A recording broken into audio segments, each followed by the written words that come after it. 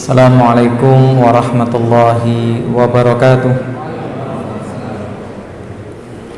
Innal hamdalillah nahmaduhu wa nasta'inuhu wa nastaghfiruh wa na'udzu billahi min shururi anfusina wa sayyiati a'malina. Man yahdihillahu fala mudhillalah wa man yudlil fala hadiyalah. Wa asyhadu an la ilaha illallah wahdahu la syarika lah wa asyhadu anna Muhammadan abduhu wa rasuluh. Ya ayyuhalladzina amanu taqullaha haqqa tuqatih wa la tamutunna illa wa antum muslimun. Amma ba'du. Kaum muslimin rahimakumullah, alhamdulillah kita lanjutkan pembahasan kita pada kitab Riyadhus Shalihin karya Al-Imam An-Nawawi Asy-Syafi'i rahimahullah ta'ala. Kita masuk pada bab yang baru yang sempat kita singgung di akhir pembahasan kita yang lalu, bab ke-43 tentang ikramu ahli baiti Rasulullah sallallahu alaihi wasallam wa bayanu fadlihim. Bab tentang bagaimana kita memuliakan ahli bait, keluarganya Rasulullah SAW, dan penjelasan keutamaan mereka. Sempat kita singgung, ini membuktikan fitnah palsunya tuduhan dari golongan Syiah Rafidhah bahwa Ahlus Sunnah dianggap tidak memuliakan keluarga Rasulullah sallallahu alaihi wasallam. Maka salah kalau kita dianggap tidak memuliakan mereka.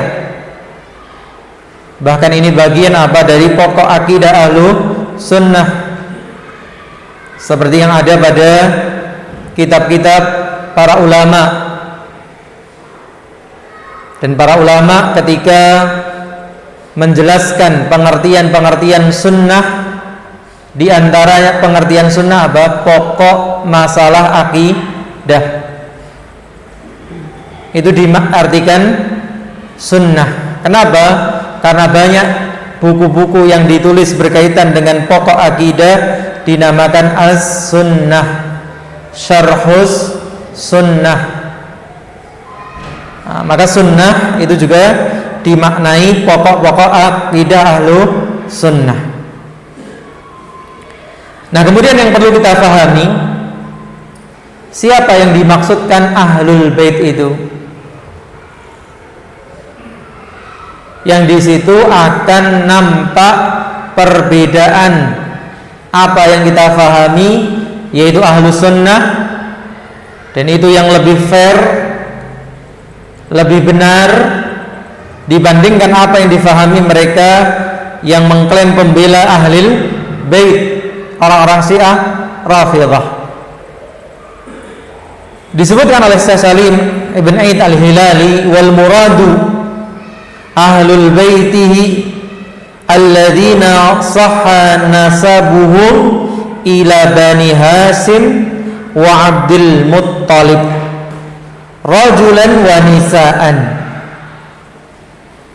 Yang dimaksudkan Ahlul Bait adalah yang sahih nasabnya mereka itu sampai kepada Bani Hasim atau Bani Abdul Muttalib. Dan orang Arab sangat menjaga itu. Bahkan Nabi SAW itu silsilahnya sambung kepada Nabi siapa? Ibrahim. Maka tidak heran sebenarnya kalau hari ini ada orang yang nasabnya bisa sambung sampai keluarga Abdul Muttalib atau Hashim. Baik laki-laki maupun perempuan. Tapi itu pun dengan syarat wa amanu bi Rasulillah sallallahu alaihi wasallam wa matu ala dzalik. Mereka beriman kepada Rasulullah SAW, tentunya beriman kepada Allah dan Rasulnya, dan mati di atas keimanan tersebut.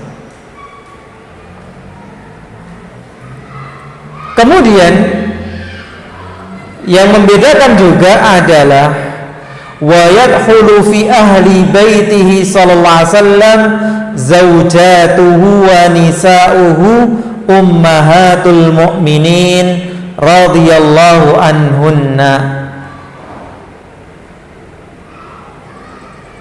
Dan masuk juga dalam ahli bait itu siapa? Istri-istri Rasulullah SAW yang disebut, yang dijuluki dengan ummahatul mu'minin. Berbeda dengan orang Syiah Rafidhah yang malah menuduh istri yang paling dicintai oleh Rasulullah SAW yang kita sebutkan kemarin siapa? Ummul Mukminin Aisyah, malah dituduh dengan zina. Maka ini tuduhan yang sangat keji. Bagaimana sosok manusia terbaik mendapatkan istri yang seperti ini?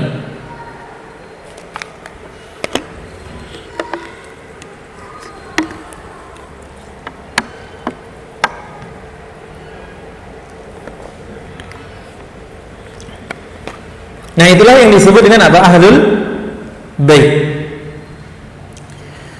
Berkaitan dengan Ahlul Bait ini, penulis rahimahullah menukilkan firman Allah Subhanahu wa taala di surat Al-Ahzab ayat 33. Allah mengatakan innama yuridullahu liyudhiba ankumur rijsa ahlal baiti wa yutahhirakum tathira.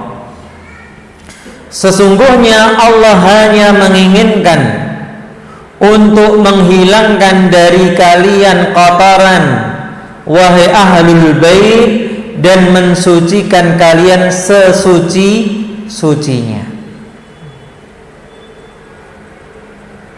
Maka kalau kita fahami ayat ini, tidak mungkin ahlul bait Rasulullah SAW tadi dituduh dengan perzinaan. Karena Allah membersihkan keluarganya Rasulullah SAW ini apa? Dari kotoran, dan mensucikan mereka sesuci-sucinya.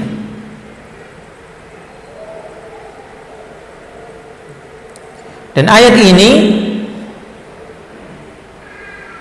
sabab nuzulnya juga berkaitan dengan apa? Istri-istri Rasulullah SAW. Maka ini bukti bahwa masuk dalam pengertian ahlul bait itu siapa? Istri-istri Rasulullah sallallahu alaihi wasallam. Kemudian juga di dalam surat Al-Hajj yang telah lalu ayat yang ke-32, Allah mengatakan wa man yu'azzim sya'airallahi fa innaha min taqwal qulub. Dan barang siapa yang mengagungkan syiar-syiar Allah, sesungguhnya itulah bagian dari ketakwaan hati. Dan termasuk syiar Allah adalah apa? Mengagungkan keluarganya Rasulullah sallallahu alaihi wasallam. Jadi bukti ketakwaan seseorang, sehingga dikatakan apa? Bagian dari pokok akidah Ahlussunnah wal Jamaah, mengagungkan keluarga Rasulullah sallallahu alaihi wasallam. Nah, kita baca beberapa hadis yang disebutkan di sini. Yang pertama, sebuah hadis yang panjang, riwayat Imam Muslim. Penulis rahimahullah menyebutkan wa an Yazid ibn Hayyan. Dari Yazid ibn Hayyan, seorang tabi'in, qala, dia bercerita, intalaqtu ana wa Husain ibn Sabrah. Aku pergi bersama Husain ibn Sabrah wa Amr ibn Muslim ila Zaid ibn Arqam radhiyallahu anhum. Ketiga orang ini berangkat kepada seorang sahabat yang namanya Zaid ibn Arqam. Nah, putra dari Arqam ibn Arqam. Jadi, falamma jalasna ilaihi qala lahu Husain. Ketika kami sudah duduk di hadapan beliau, menghadap beliau, berkata beliau Husain. Jadi yang cerita siapa? Yazid, tapi yang berdialog adalah Husain. Laqad laqita ya Zaidu khairan katsira. Sungguh engkau wahai Zaid telah menemui kebaikan yang banyak. Dan ini memang yang disebutkan para ulama tentang fadlu suhbah, keutamaan para sahabat yang tidak mungkin tertandingi siapapun. Kebersamaan mereka bersama Rasulullah SAW, apalagi kebersamaannya yang penuh ujian, cobaan dan perjuangan, tentu itu semakin menambah keutamaan mereka, sehingga para sahabat juga tidak dalam satu level yang sama. Karena ahlu sunnah wal jamaah menyepakati manusia terbaik setelah Rasulullah SAW siapa? Abu Bakar, kemudian Umar, kemudian Utsman, kemudian Ali. Maka Husain mengatakan kepada Yazid bahwa Yazid itu telah mendapati kebaikan yang banyak. Apa itu? Dia jelaskan, ra'aita Rasulullah sallallahu alaihi wasallam, engkau melihat Rasulullah sallallahu wa sami'ta hadithahu, dan engkau telah mendengarkan hadisnya, wa ghazawta ma'ahu, dan engkau berperang bersama beliau, wa sallaita khalfahu, dan engkau salat di belakang beliau. Jadi ya. Kemudian ditegaskan lagi, laqad laqita ya Zaidu khairan katsira. Sungguh engkau telah menemui wahai Zaid kebaikan yang banyak. Ini sebagai apa? Muqaddimah, sebagai bahasa basi. Kemudian Husain menyebutkan hajatnya. Hadisnya ya Zaidu ma sami'ta min Rasulillah sallallahu alaihi wasallam. Ceritakanlah kepada kami wahai Zaid apa yang kamu dengar dari Rasulullah sallallahu alaihi wasallam. Qala, maka berkata siapa? Zaid ibn Arqam, ya ibna akhi, wallahi laqad kaburtu atau kabirtu atau afan, laqad kaburat sinni. Wahai ponakanku, anak dari saudaraku. Ini memang uslub dalam bahasa Arab, seperti kalau kita di Jawa manggil anaknya orang lain apa? Le, gitu ya. Nah, seperti anak kita sendiri, atau seperti ponakan kita, padahal yang nggak ada kaitannya dengan ponakan, maka mereka menyebut dengan anaknya saudaraku. Wallahi, demi Allah, telah bertambah usiaku, telah menua usiaku, wa qaduma ahdi, dan sudah jauh umurku, yaitu jauh dari masa apa? Hidup Rasulullah sallallahu alaihi wasallam. Wa nasitu ba'dalladzi kuntu a'i min Rasulillah sallallahu alaihi wasallam. Dan ini memang wajar, gitu ya. Dengan bertambahnya usia, apa itu? Lupa sebagian yang dulu aku hafal dari Rasulullah sallallahu alaihi wasallam. Fama haddatsukum faqbalu, maka apa yang aku ceritakan kepada kalian, ya terimalah. Itu yang masih saya hafal. Wa mala fala tukallifunihi, Sedangkan apa yang tidak aku ceritakan, janganlah kalian membebaniku dengannya. Sing lali wis ben lali, sing eling ya gen eling, tak critake. Summa qala, kemudian beliau berkata, menceritakan sebuah kejadian.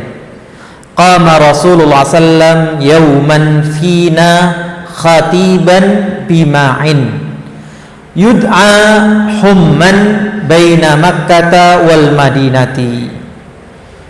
Berdiri Rasulullah SAW pada sebuah hari, fina, di tengah-tengah kami, khatiban, dalam kondisi berkhutbah, memberikan nasihat, bima'in, pada sebuah mata air, yud'a humman, nama istilahnya oase ya, kalau di padang pasir itu yang dikenal disebut khum, namanya itu, terletak antara Mekah dan Madinah.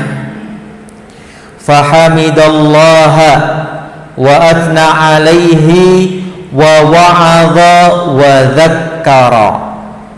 Maka beliau memulai dengan memuji Allah, menyanjungnya. Kemudian beliau menyampaikan pesan dan memberikan peringatan. Dan itu adabnya ketika berbicara, mengawali dengan apa? Memuji Allah. Tsumma qala, kemudian Zaid ibn Arqam berkata, Rasulullah SAW berkata, amma ba'du, kemudian, ala ayyuhan nas, ketahuilah wahai sekalian manusia, fa innama ana basharun yushiku an ya'tiya rasulu rabbi fa ujiba. Sesungguhnya aku ini hanyalah manusia biasa. Sudah dekat waktunya untuk datang utusan Rabbku. Siapa maksudnya utusan Rabbnya?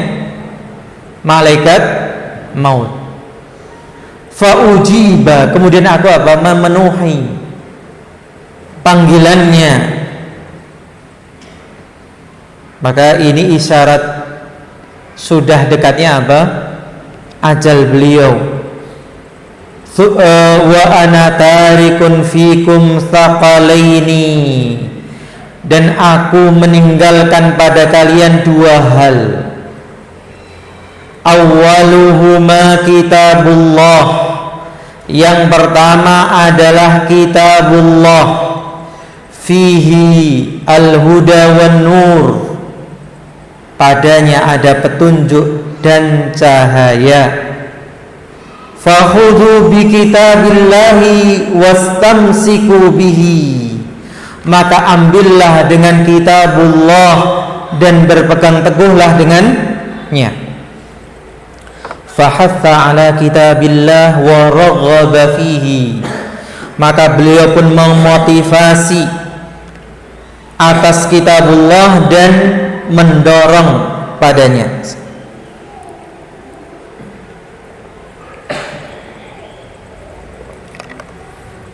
Artinya untuk apa? Kita memberikan perhatian kepada Al-Quran, membacanya, memahaminya, bahkan kalau bisa sampai apa? Menghafalnya.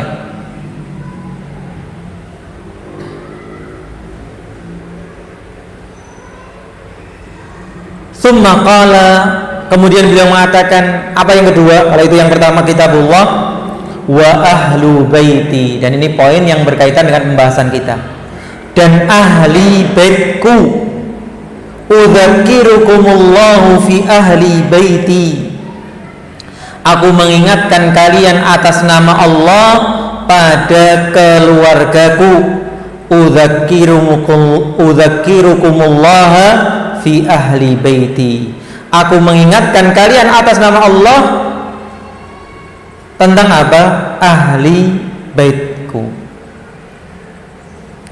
Nah, sebelum kita lebih lanjut membahas tentang ahli bait, ada poin yang perlu kita ingatkan di sini, Biasanya dua hal yang kita dengar tentang apa yang ditinggalkan oleh Rasulullah SAW adalah apa?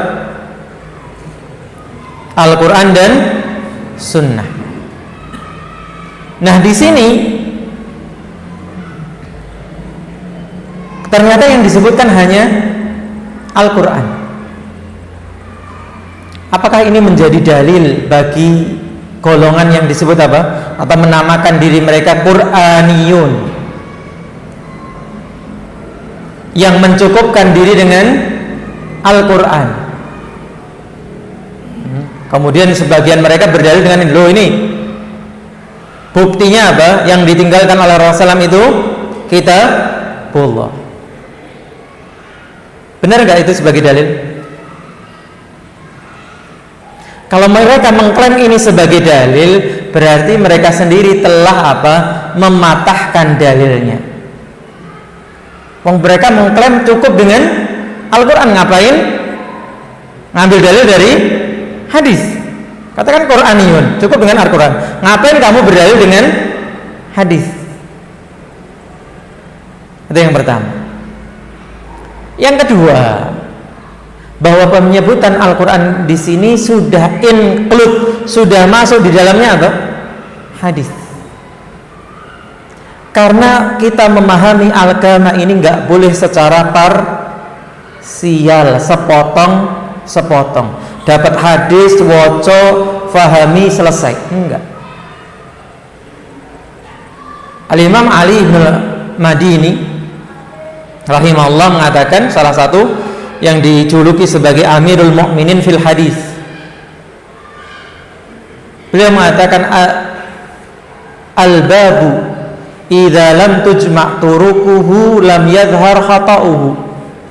Satu bab itu, satu permasalahan itu, kalau belum dikumpulkan jalan-jalannya, kalau belum dikumpulkan dalil-dalilnya, belum kelihatan mana salahnya.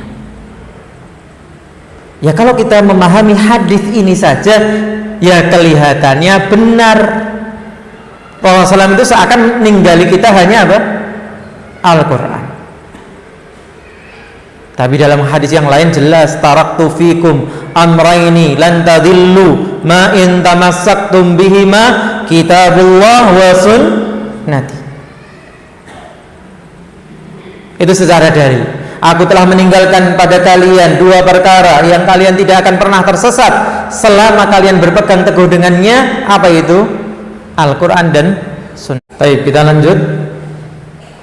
Jadi secara logika kita juga tidak mungkin memahami Al-Quran tanpa apa? As-Sunnah.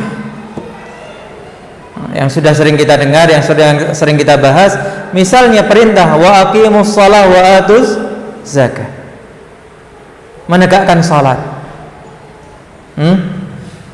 Berapa jumlah rakaat dalam salat? Bagaimana tata cara ruku, sujud, apa bacaannya? Semua butuh sunnah. Sehingga kalau ada tadi yang namanya apa, kelompok Qur'aniyun, atau yang disebut para ulama juga dengan ingkarul sunnah, cara berbantah dengan mereka gampang. Suruh sholat, kalau kemudian dia ruku, tanyakan mana ayat yang menerangkan ruku itu kayak gini.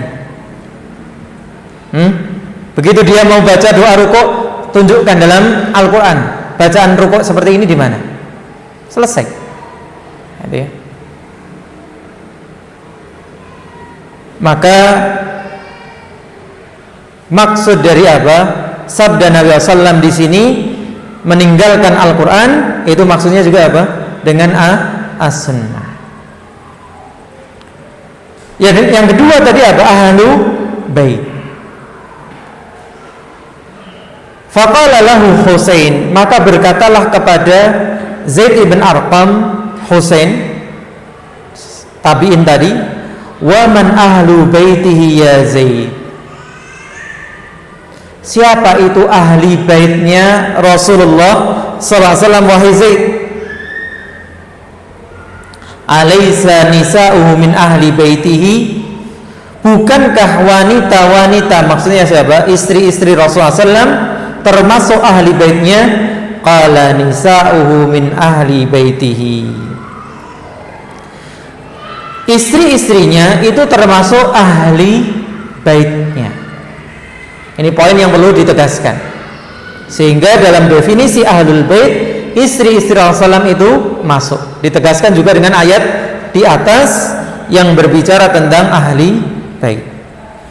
Tapi kemudian beliau menambahkan, ada ahlul bait yang punya hukum khusus. Walakin ahlu baitihi man hurima as-sadaqatu ba'dahu. Akan tetapi ahli baitnya juga itu yang diharamkan sedekah setelah beliau meninggal. Bahkan sejak beliau masih hidup kemudian berlanjut setelah beliau meninggal. Kisahnya ketika cucu beliau Hasan atau Husain itu memakan kurma, maka disuruh memuntahkan, takutnya itu dari kurma sedekah. Wa manhum, siapa itu yang diharamkan sedekah untuk memakan sedekah? Jadi haram untuk memakan sedekah, bukan untuk mengeluarkan sedekah. Qalahum alu aliyin wa alu uqail wa alu ja'far wa alu abbas. Mereka adalah keluarganya Ali, keluarganya Uqail, keluarganya Ja'far, keluarganya Abbas. Ini semua dari anak turun Abdul Muttalib. Putra-putranya dari Abu Talib. Qala kullu haula'i hurima sadaqah. Mereka semua itu diharamkan atas mereka sedekah. Qala na'am. Maka Zaid ibn Arqam mengatakan iya. Kemudian dalam riwayat yang lain dikatakan, ala wa inni tarikun fikum thaqalaini. Ketahuilah sesungguhnya aku meninggalkan pada kalian dua hal. Ahaduhuma kitabullah wa huwa hablullah. Yang pertama adalah kitab Allah yang dia merupakan tali Allah. Yang itu menjadi tafsir wa'tasimu bihablillahi jami'an wala tafarraqu. Dan berpegang teguhlah kalian dengan tali Allah keseluruhannya dan jangan bercerai-berai. Apa itu tali Allah? Al-Quran. Manittaba'ahu kana 'alal huda. Barang siapa mengikuti Al-Quran, tentunya dengan apa tadi? Sunnah, dia di atas petunjuk. Wa man tarakahu kana 'ala dhalalatin. Dan barang siapa meninggalkan Al-Quran, maka dia di atas kesesatan. Nah, keutamaan ahlul bait tadi, penyebutan Rasulullah sallallahu alaihi wasallam mengingatkan dengan atas nama Allah. Itu menunjukkan keseriusan untuk kita menghormati mereka, memuliakan mereka. Kemudian hadis yang kedua atau hadis yang terakhir pula di sini, hadis yang sahih riwayat Imam Bukhari. Kalau tadi riwayat Imam Muslim. Dari sahabat Abdullah bin Umar radhiyallahu anhuma, dari Abu Bakar As-Siddiq radhiyallahu anhu, mauqufan alaih. Ini hadisnya berhenti pada perkataan siapa? Abu Bakar. Annahu qala, bahwa beliau mengatakan, urqubu Muhammadan fi ahli baitihi. Jagalah Nabi Muhammad SAW itu dengan kalian menjaga ahli baitnya, keluarganya. Urqubu ra'u wahtarimu wa akrimu. Jaga, muliakan dan hormati. Bagaimana kita menjaga, memuliakan dan menghormati Rasulullah? Dengan menjaga keluarganya. Tapi sebagaimana definisi disebutkan di awal, harus sah. Harus sahih apa? Penisbatannya. Dan itu ada istilahnya apa? Persatuannya, komunitasnya seluruh dunia yang akan mengecek Itu ya. Seorang yang mengaku-ngaku sebagai apa? Ahli bait. Itu akan dicek, dan yang benar ya akan diberikan apa? Surat rekomendasi. Dan cukup baik ada seorang habib gitu ya di Pasuruan sana yang menjelaskan fenomena kemunculan wali apa? Majdzub, yang dianggap nyeleneh itu. Di antara dalil yang digunakan oleh mereka kadang apa? Itu kan nyatanya Khidir, itu kan ilmunya bukan ilmunya Nabi Musa. Maka beliau bagus sekali menjelaskan bahwa siapapun saat ini harus tunduk patuh dengan syariat Rasulullah SAW. Bahkan kalau Khidir ada, dia harus tunduk dengan apa? Syariat Rasulullah. Karena ada pendapat sebagian Khidir masih hidup. Maka kalaupun Khidir masih hidup, dia juga harus ikut syariat Rasulullah SAW. Maka kalau ada yang dianggap wali kok nggak pakai baju, pakai celana di atas lutut, ya ini jamaahnya seharusnya membelikan sarung. Kalau nggak mau pakai berarti bukan wali. Karena syariat Rasulullah itu menutup aurat. Ada yang ngaku wali nggak mau sholat, sholat. Oh, saya wali nggak perlu sholat. Bukan wali. Ya, Masya Allah dalam poin ini beliau benar. Ya, seperti itu halnya. Ya. Jadi kalau orang mengklaim dirinya wali dan beliau menukil perkataan Syekh Abdul Qadir Al-Jailani, nilailah orang itu dengan kitab dan sunnah. Kenapa? Supaya kita tidak mencintai dengan hawa nafsu dan membenci dengan hawa nafsu. Semoga Allah memberikan hidayah kepada beliau dan kita semua. Baik, ini yang bisa kita baca, diskusikan di kesempatan ini. Kita akan beralih nanti pada bab lain yang pendek juga, atau ya tidak terlalu pendek, agak panjang.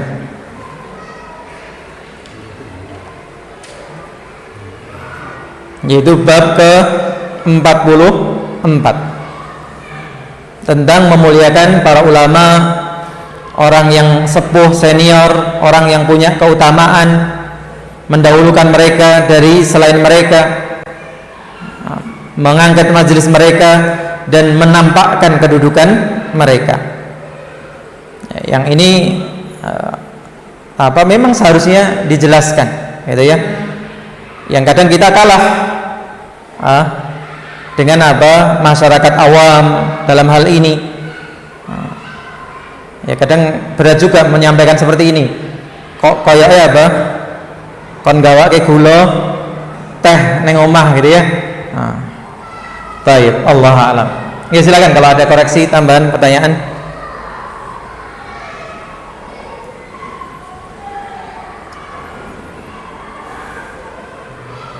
Mana teman-teman SOE enggak bergabung?